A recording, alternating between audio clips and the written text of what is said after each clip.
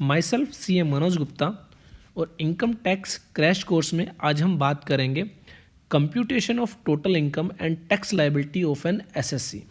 Section 4 को काफ़ी कुछ हमने डिस्कस ऑलरेडी कर लिया है, जिसमें कि हमने बेसिकली समझा कि कौन कौन से व्यक्ति को इनकम टैक्स के दायरे में कवर किया गया है, रखा गया है, टोटल इनकम क्या होती है, प्रीवियस ईयर किसे कहते हैं, असेसमेंट ईयर क्या होता है।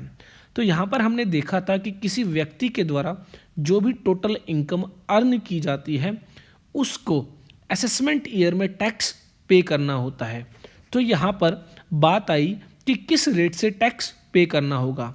तो यहाँ पर कहा गया रेट और rates as prescribed in income tax. तो यहाँ पर वो रेट्स क्या हैं।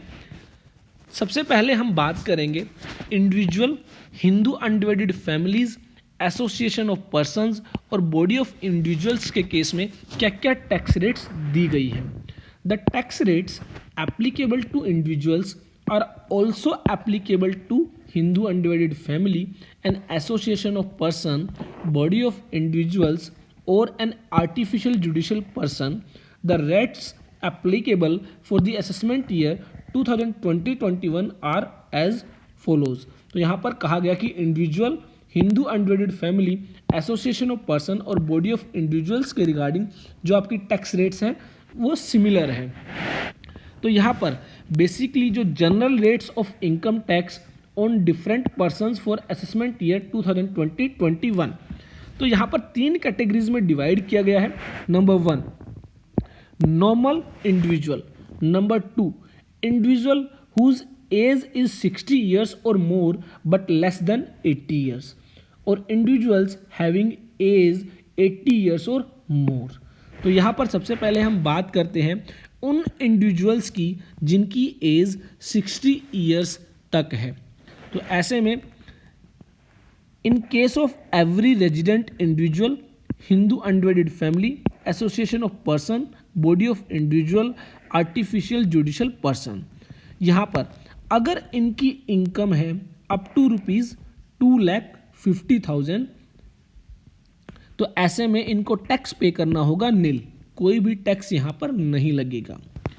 अगर इनकी इनकम है मोर देन ₹2,50,000 अप टू ₹5,00,000, तो यहाँ पर 5% का टैक्स पे करना होगा। मान लीजिए यहाँ पर इनकी इनकम है 4 लाख, तो यहाँ पर 2,50,000 रुपये तक कोई भी टैक्स नहीं देना होगा, लेकिन 4 लाख माइनस 2,50,000 जो 1,50,000 रुपीज़ है उस पर 5% का टैक्स पे करना होगा। उसके बाद next ₹5 lakh and up to ₹10 lakh, तो यहाँ पर 5 लाख रुपए से ज़्यादा आपकी इनकम है और 10 लाख रुपए तक है, तो ऐसे में जो टैक्स रेट्स रहेगा वो 20% का टैक्स रेट होगा। और जिनकी भी इनकम 10 लाख से ज़्यादा है उनको 30% का टैक्स पे करना होगा। तो यहाँ पर ध्यान रखें 2,50,000 रुपये तक आपको कोई भी टैक्स पे नहीं करना है। 2,50,000 रुपये से ज़्यादा जो आपकी इनकम होगी अप टू 5 लाख रुपीज़ आपको 5% का टैक्स पे करना होगा। 5 लाख रुपए से ज़्यादा जो आपकी इनकम होगी उस पर 20% का टैक्स पे करना होगा, और 10 लाख रुपए से ज़्यादा जो आपकी इनकम होगी उस पर 30% का टैक्स पे करना होगा।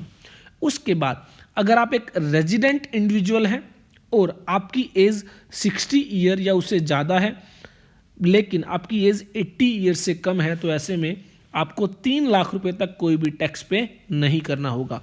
यहाँ पर नॉर्मल केस में 2,50,000 रुपये तक की छूट दी गई थी, लेकिन in case of senior citizen यहाँ पर 3 लाख रुपये तक की छूट दी गई है। 3 लाख से लेकर 5 लाख रुपये तक आपको 5% का टैक्स पे करना होगा।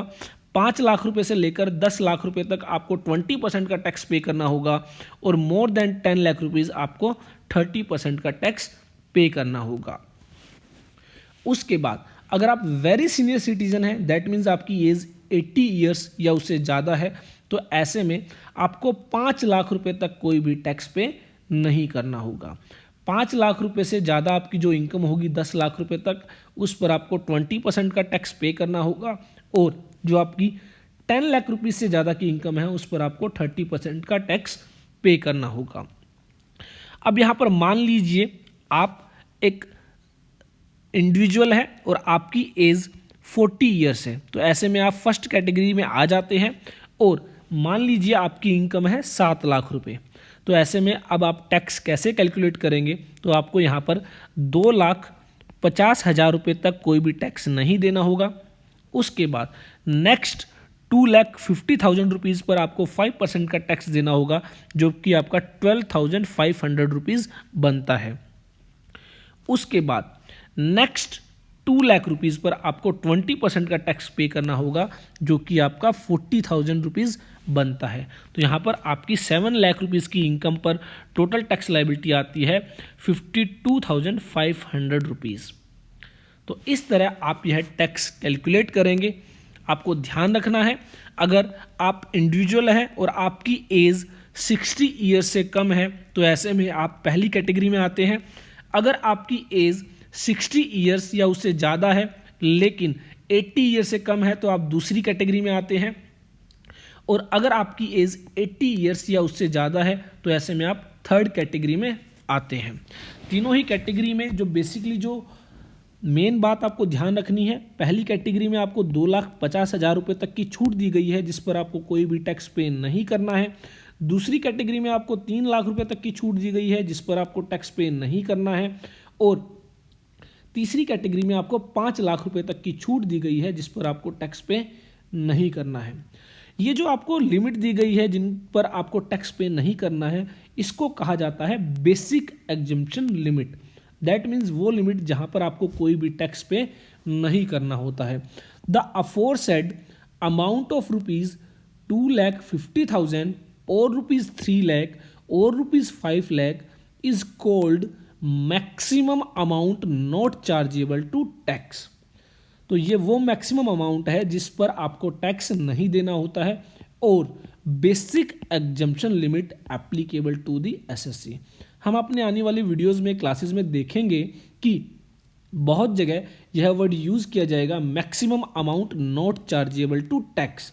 तो इसलिए ध्यान रखें, maximum amount not chargeable to tax का मतलब है कि वो लिमिट जहां तक आपको टैक्स पे नहीं करना होता है। तो यहाँ पर आपको 2,50,000 रुपये तक की लिमिट दी गई है अगर आपकी एज 60 ईयर्स से कम है। अगर आपकी एज 60 ईयर्स से ज़्यादा है और 80 ईयर्स से कम है, तो ऐसे में 3 लाख तक की लिमिट आपको मिलती है। और अगर आपकी एज 80 ईयर्स या उससे ज़्यादा है, तो आपको 5 लाख रुपीज़ तक की लिमिट मिलती है, जहां तक आपको कोई भी टैक्स नहीं देना होता है। तो maximum amount not chargeable to tax, जो कि आपकी एग्जम्पशन लिमिट कहलाती है, वो 2,50,000 रुपये, 3 लाख रुपये और 5 लाख रुपये, जिस भी कैटेगरी में आप आते हैं उसके अकॉर्डिंग यह कैलकुलेट की जाती है। तो आज की हमारी क्लास में इतना ही। नेक्स्ट क्लास में हम और आगे डिस्कस करेंगे, देखते रहिए।